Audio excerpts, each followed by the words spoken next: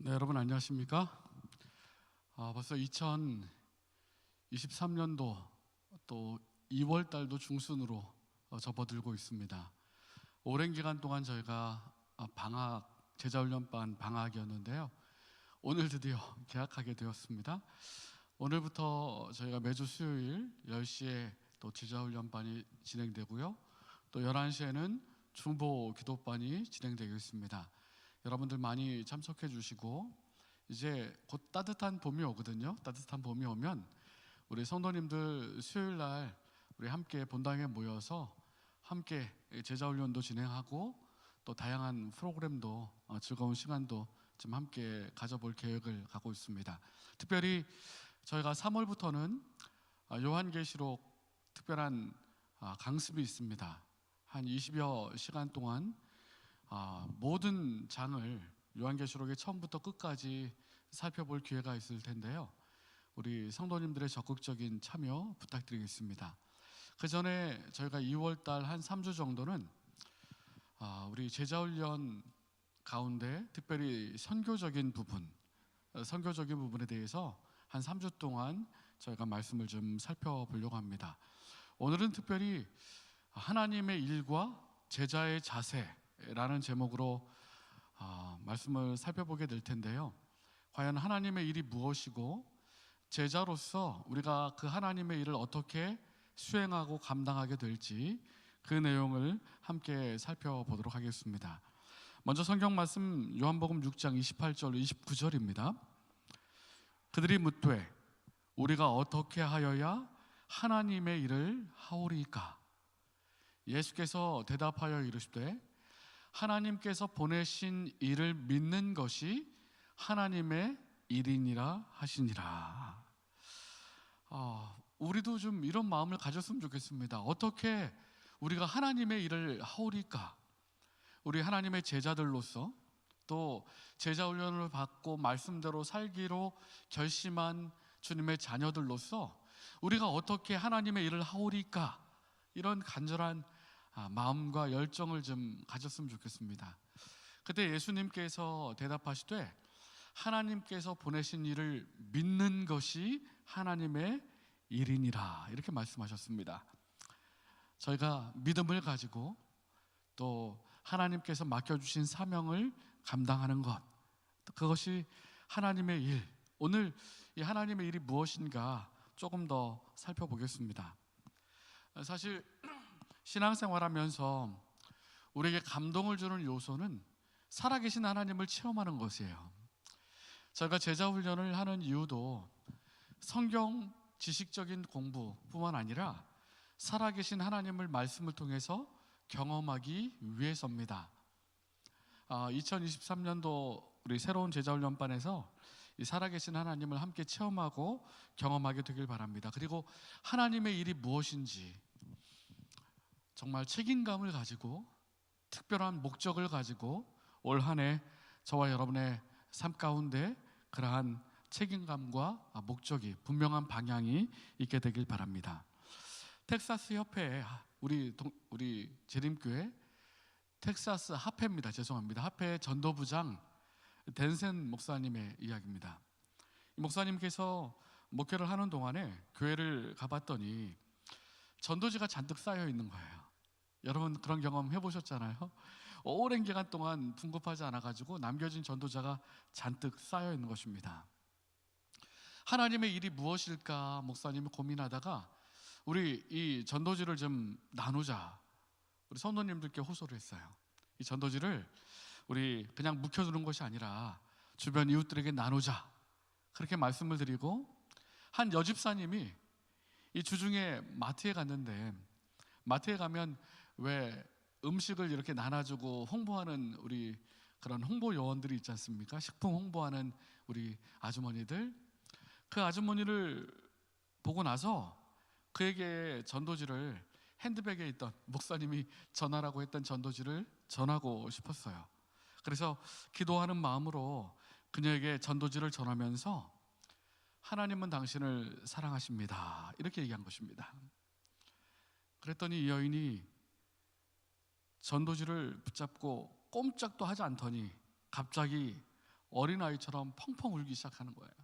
엉엉 울면서 한 30분 동안 그렇게 한참 울고 나서 내가 조금 있으면 일이 끝나니까 잠깐만 기다려달라 이야기하고, 이제 일이 끝난 다음에 푸드코트 한 곳에서 그 여인을 만났습니다.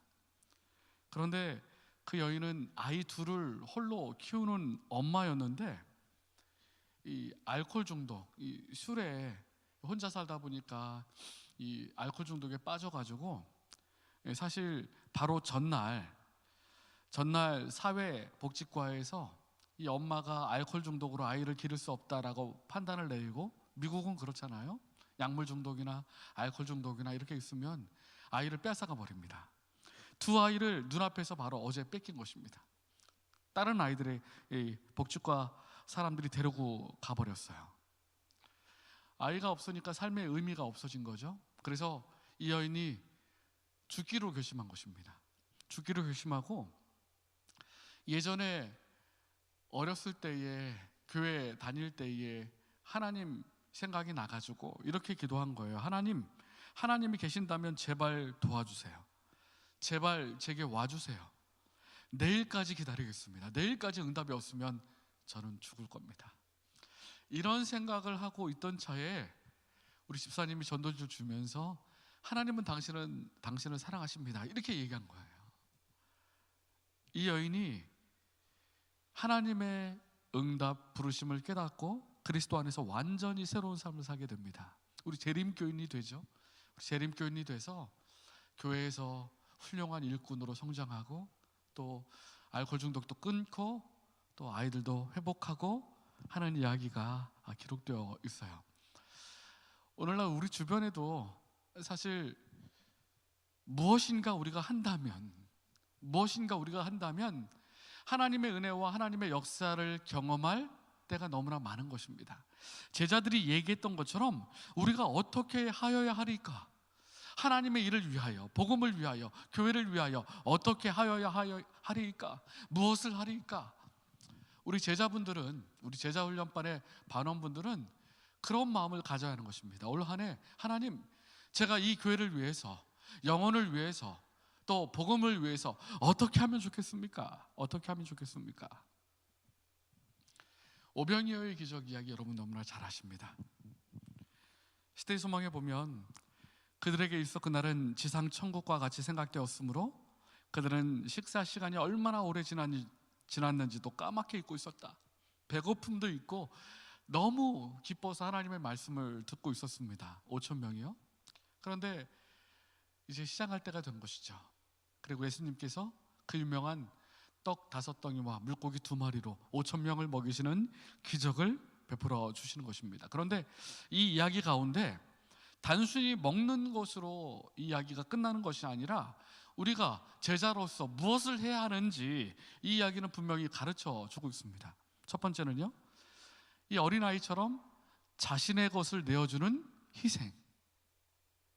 자기의 도시락을 내어줬잖아요, 그렇죠? 제자로서 하나님의 일을 하기 위해서 어쩌면 희생이 필요할 때도 있어요. 남모른 봉사가 필요할 때도 있고, 물질적으로 희생해야 될 때도 있고, 또 먹을 것을 구하지 못하는 사람들에 대하여 동정, 불쌍히 여기는 마음. 사실 이 마음이 있어야 움직일 수 있는 거거든요. 동정의 마음, 사랑의 마음이 있어야 움직이는 거예요. 그러니까 우리 제자훈련반 우리 모든 분들은 하나님 무엇을 하면 좋겠습니까? 이렇게 하나님께 묻고 결심을 해야 합니다. 하나님을 위해서 나의 것도 기꺼이 희생하겠다는 결심을 해야 하고, 그리고 주변 이웃들을 바라보면서 그들을 위해서 내가 무엇을 할 수 있을까? 사랑과 애정으로 지켜봐야 하는 것이에요. 그리고 음식을 떼어 먹을 때 방주리를 가지고 이 제자들이 떼어서 나눠주잖아요, 그죠? 열심히 봉사합니다. 자기가 할 일을 해요. 왔다 갔다 하면서 이 굶주리는 사람 없는지 다 챙기면서 나눔과 섬김의 일을 하는 것입니다. 그리고 아마도 제 생각에는 아마 그랬을 것 같아요. 이 보리떡 5덩이와 물고기 2마리잖아요.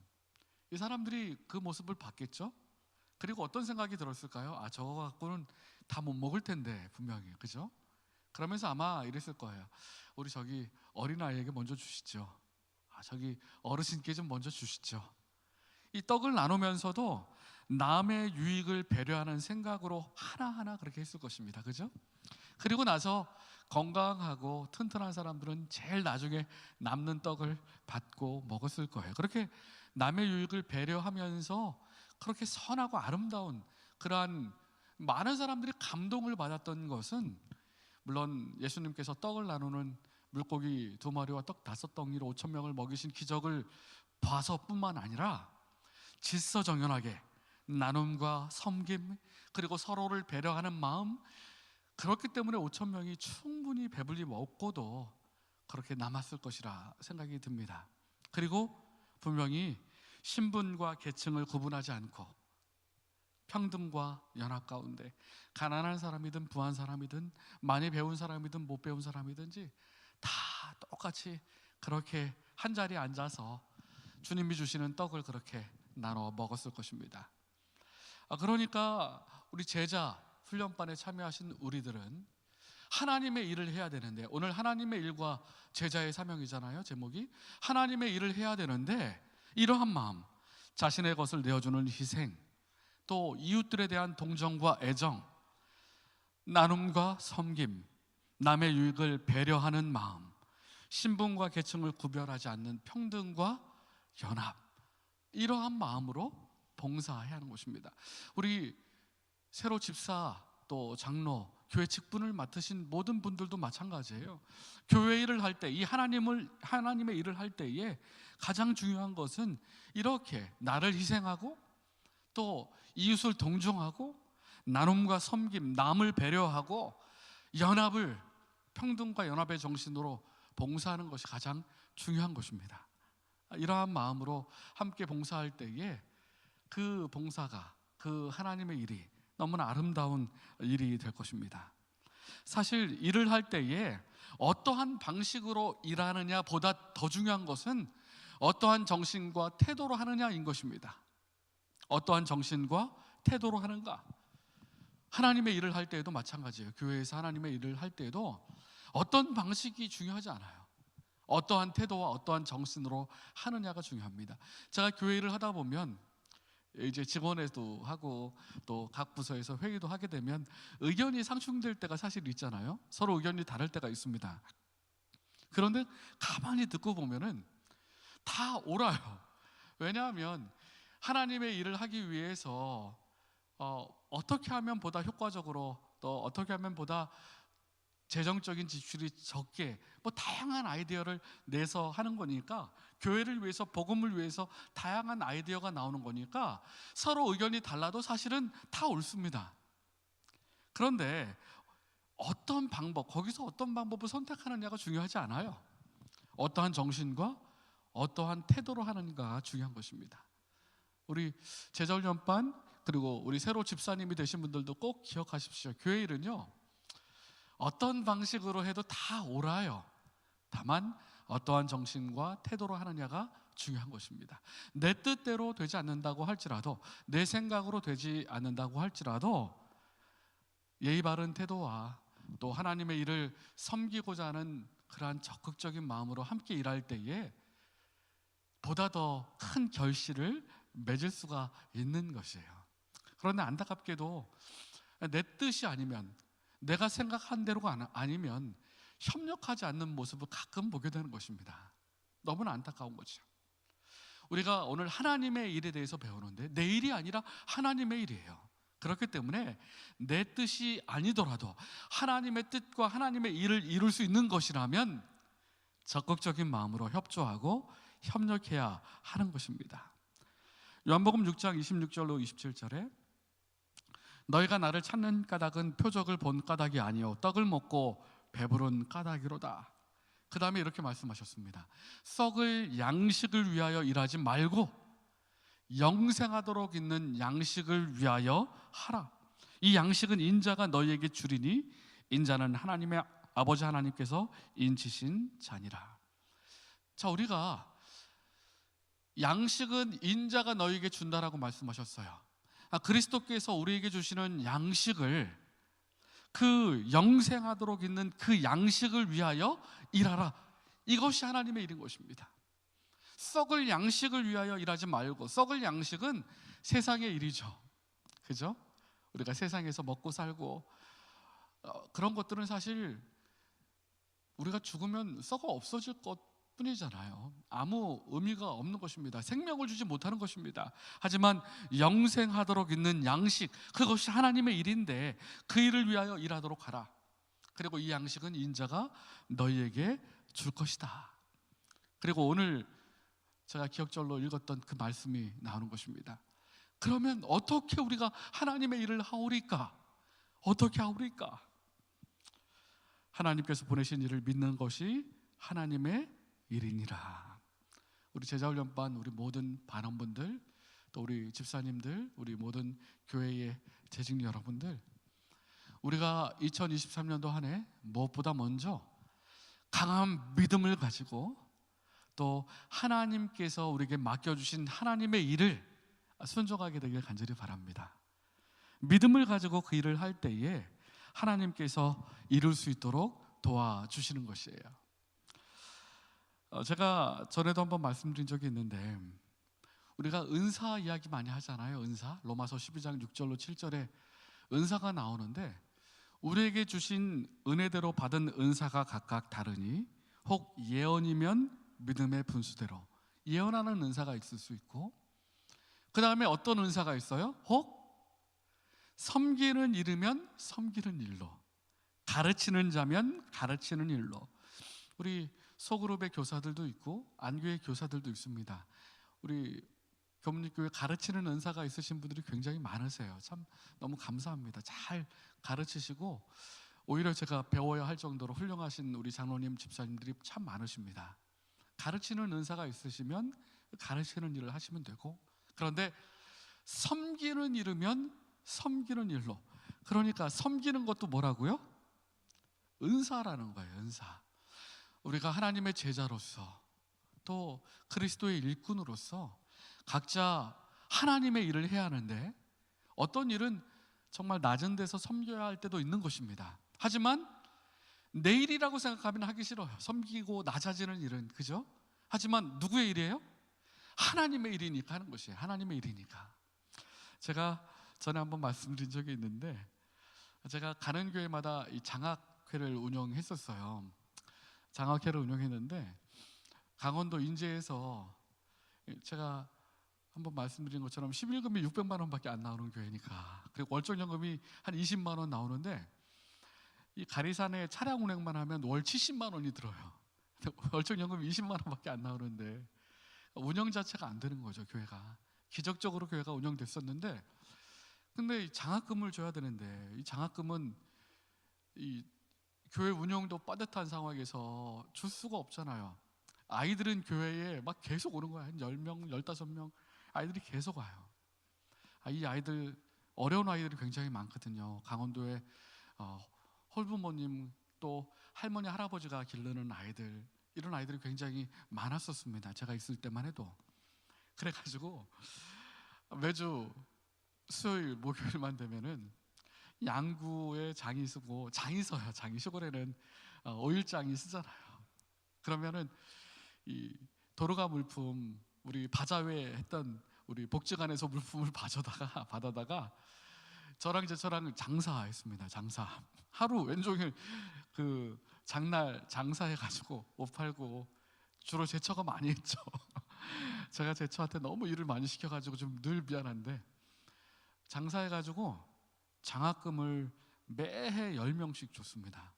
작은 금액이 아니었어요. 그때 당시 아이들에게 10만 원씩 10명이면 100만 원이잖아요. 그래도 뭐 거의 20년 전이니까 작은 금액이 아니었습니다. 오늘날로 따지면 뭐 한 400만 원 정도는 될 것 같아요. 한 500만 원 정도는.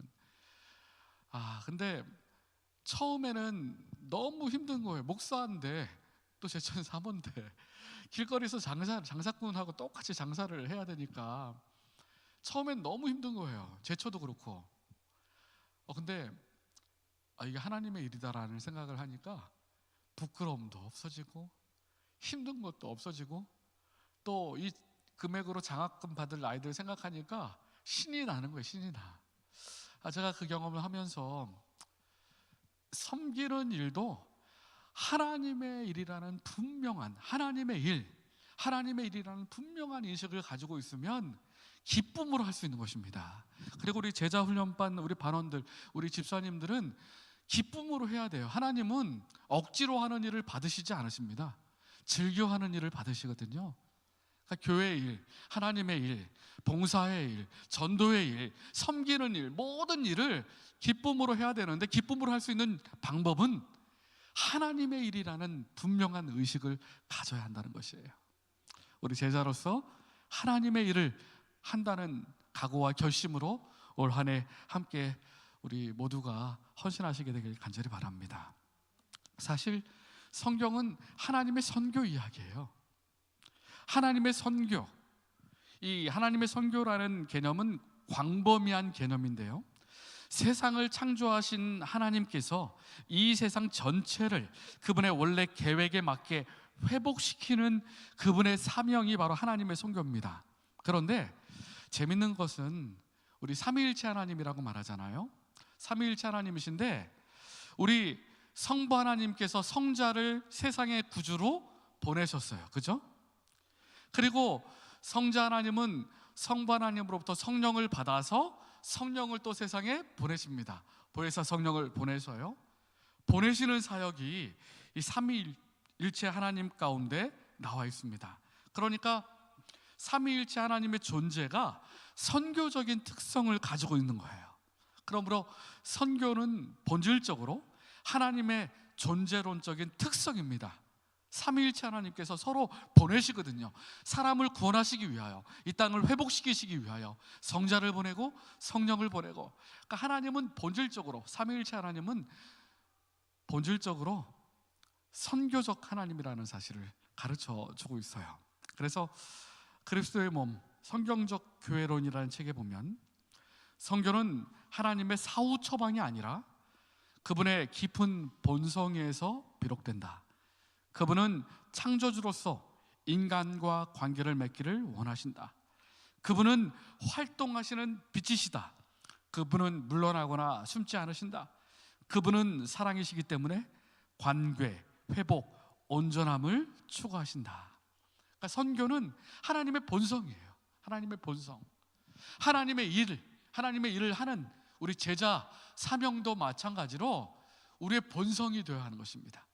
그리스도인, 하나님의 제자들은 하나님처럼 이 선교, 말씀을 전하고 사랑을 실천하고 이웃들을 섬기는 그 일이 우리의 본질적인 사역이 되어야 하는 것이에요.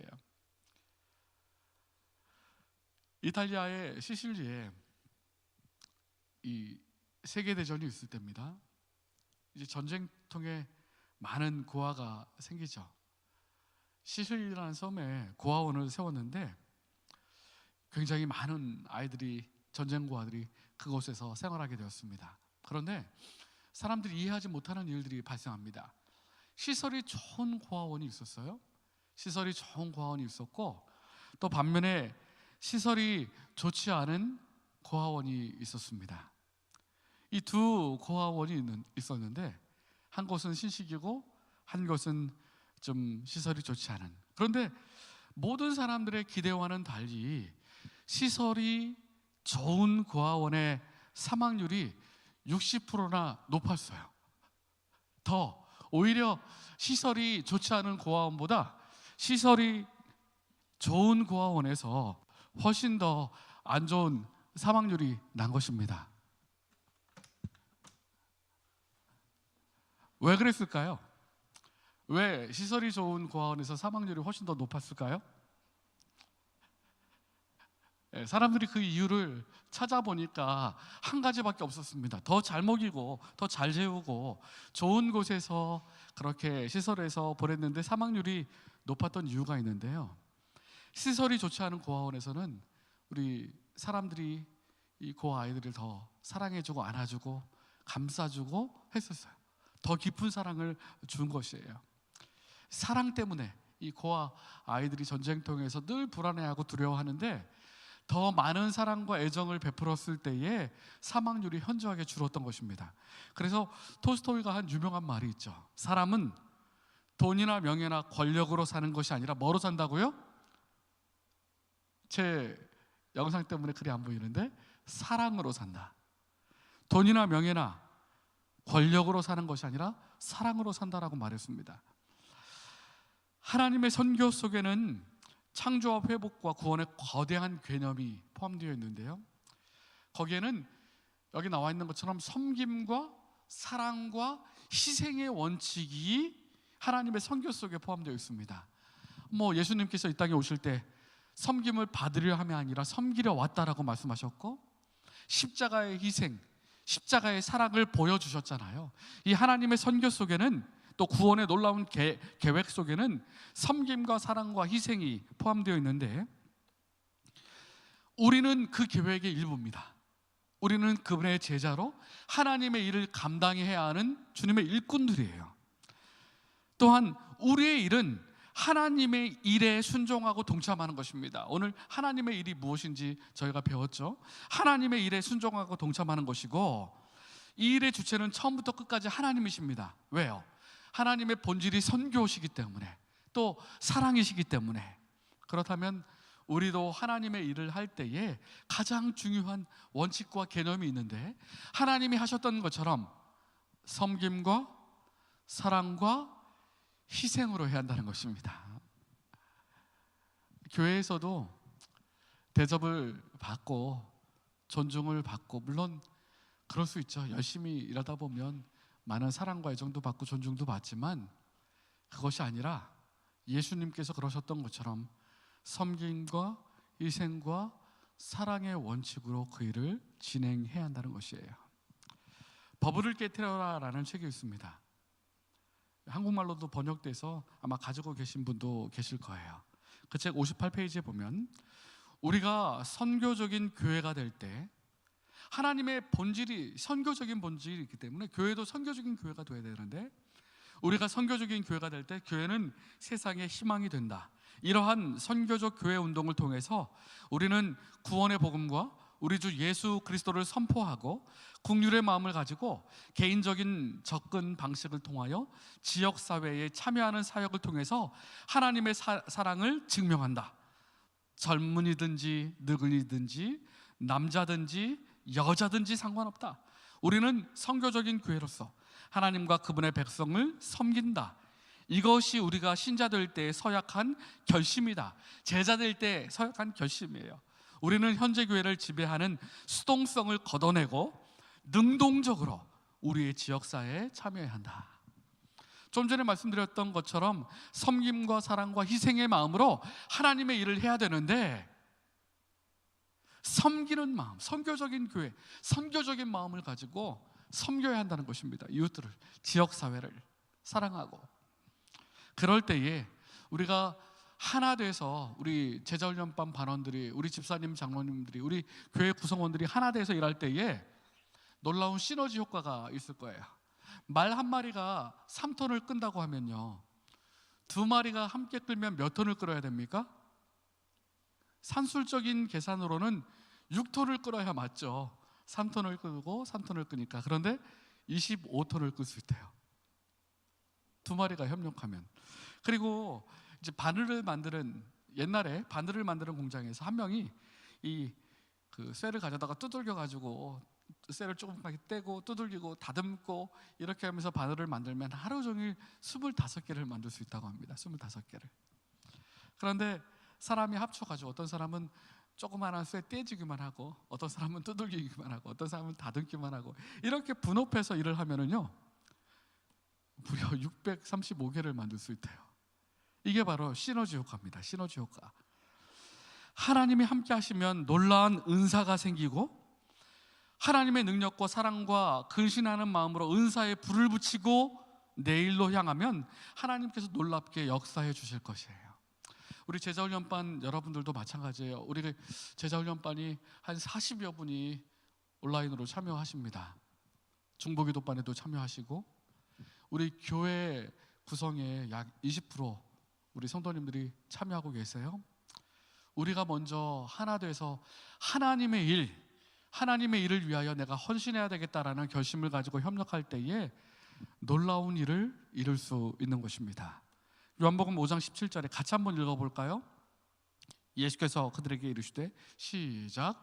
예수께서 그들에게 이르시되 내 아버지께서 이제까지 일하시니 나도 일한다 하시매. 아버지께서 일하시니 나도 일한다. 우리 하나님의 일, 하나님께서는 그 일을 지금도 이루고 계십니다. 하나님의 선교, 그 일을 우리도 해야 하는 것이에요. 베드로전서 2장 7절에 우리를 부르신 목적을 이렇게 설명합니다. 너희는 택하신 족속이요 왕 같은 제사장들이요 거룩한 나라요 그의 소유된 백성이니 이는 너희를 어두운 데서 불러내어, 그 다음 목적을 분명히 말씀하셨죠. 그의 기이한 빛에 들어가게 하신 그의 아름다운 덕을 선포하게 하려 하심이니라. 재림교회는 하나님의 계명과 예수의 믿음을, 오타가 났네요. 예수의 믿음을 지키는 자들입니다. 남은 교회는 하나님의 계명과 예수의 믿음을 지키는 자죠. 그런데 하나님의 계명 속에는요, 10계명뿐만 아니라 너희는 가서 모든 족속으로 제자를 삼아 아버지와 아들과 성령의 이름으로 침례를 주라, 이것도 명령입니다. 하나님의 계명이에요. 지상 마지막 명령입니다. 그래서 재림교회 21세기 혁명적 교회 성장이라는 책에 러셀 브릴 목사님의 책에 보면 예수님의 가장 권위적인 명령인 이 대사명, 복음을 땅 끝까지 전하는 선교적 교회의 사명을 따르지 않는다면 우리는 결코 하나님의 남은 교회가 될 수 없다, 이렇게 말합니다. 하나님의 계명을 지키며 예수의 증거를 가진 자, 그런데 하나님의 계명 가운데는 이 복음을 전하는 그 사명, 하나님의 일에 순종하는 그 사명도 분명히 있다는 사실이에요.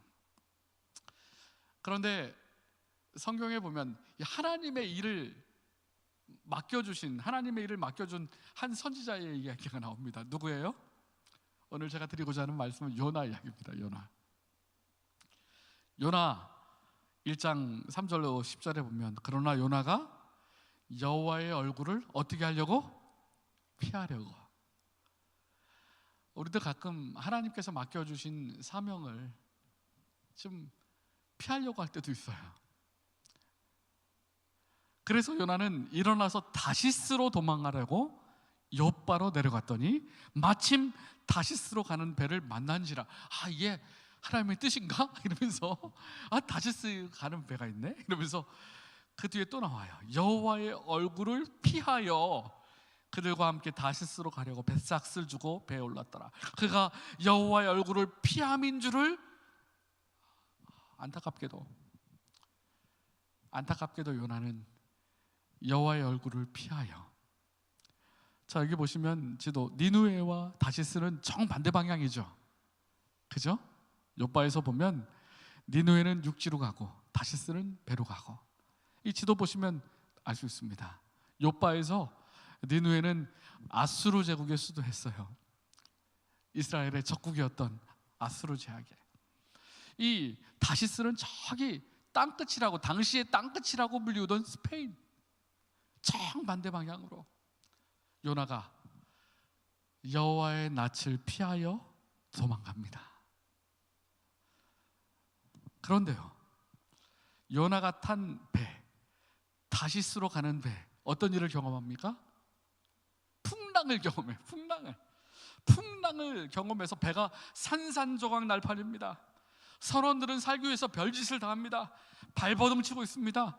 어떤 사람은 짐을 다 포기하고 또 재물도 다 버리고, 생명이 중요하기 때문에 모든 걸 다 버리고 살려고 바둥바둥 하는데, 요나는 배 밑층에 내려가서 누워 깊이 잠이 든지라. 요한 자고 있습니다.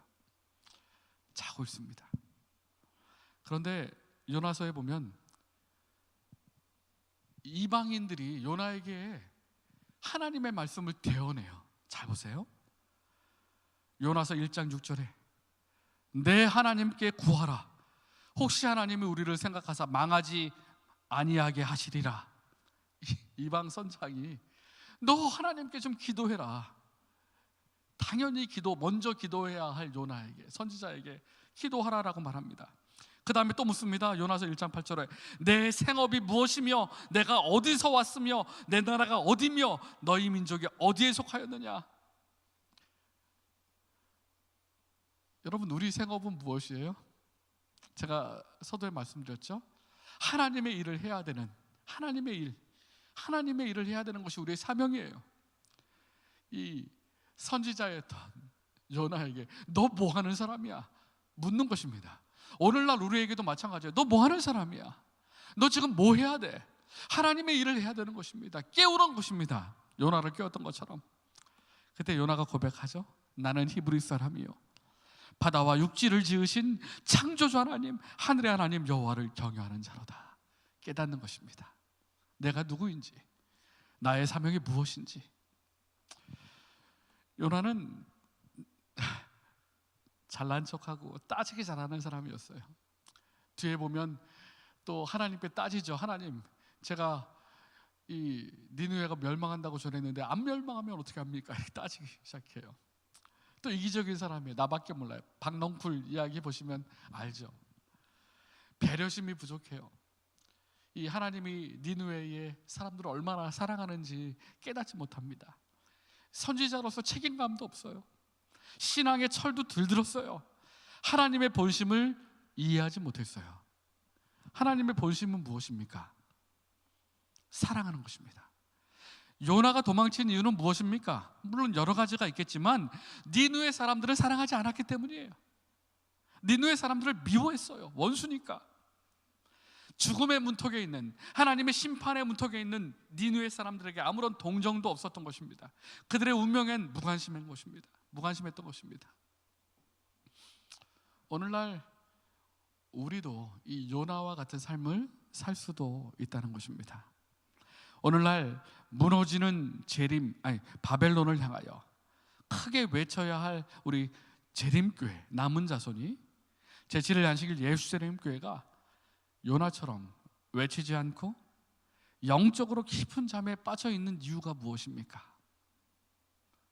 왜 하나님의 일에 우리가 최선을 다하지 않고 있습니까? 복음전도 663페이지에 복음전도 사업을 경시하는 일이 있어서는 안 된다. 어떠한 사업을 하든지 복음 사업이 그보다 덜 중요하게 생각되어서는 안 된다. 결코 전도 사업이 덜 중요한 것이 아니다. 전도 사업을 경하게 여기는 자들은 그리스도를 경하게 여기는 자들이다. 전도에는 여러 가지 분야가 있으나 어떤 것이든지 모든 세상 일 중에 가장 고귀한 사업이다. 여러분, 올 한 해 이 하나님의 일, 하나님을 위하여 일하겠다는 그러한 결심을 하시게 되길 간절히 바랍니다. 그리고 우리 교회가 선교적인 교회, 또 섬기고 사랑하고 실천하는, 희생하는 그러한 예수님의 마음으로, 하나님의 마음으로 섬기는 우리 모두가 되길 간절히 바랍니다. 아브라함에게 두 천사가 방문했죠. 두 천사와 함께 아브라함을 방문하여 하나님께서 교제하셨습니다. 그리고 하나님께서 하나님의 계획을, 소돔과 고모라를 심판할 계획을 아브라함에게 말씀하셨어요.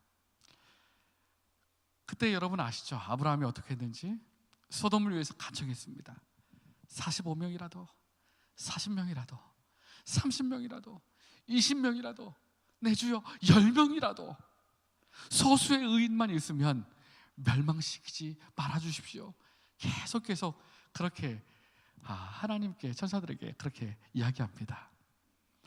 아브라함의 마음은 하나님의 마음이었어요. 부조화 선지자에 보면 아브라함의 정신은 그리스도의 정신이었다. 하나님의 아들 자신이 죄인을 위한 크신 중재자이시다.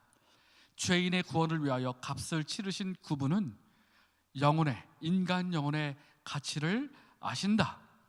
티 없이 순결한 상태에서만 존재할 수 있는 그런 악에 대한 적개심과 함께 그리스도께서는 무한한 선만이 품을 수 있는 사랑을 죄인에게 나타내셨다. 온 세상의 죄의 무거운 짐을 몸소 지시고 십자가에 못 박히신 고통 중에서도 그분께서는 당신 자신을 능욕하는 자들과 살해하는 자들을 위하여 아버지여 저들을 사하여 주옵소서 자기 하는 것을 알지 못함이니이다 라고 기도하셨다.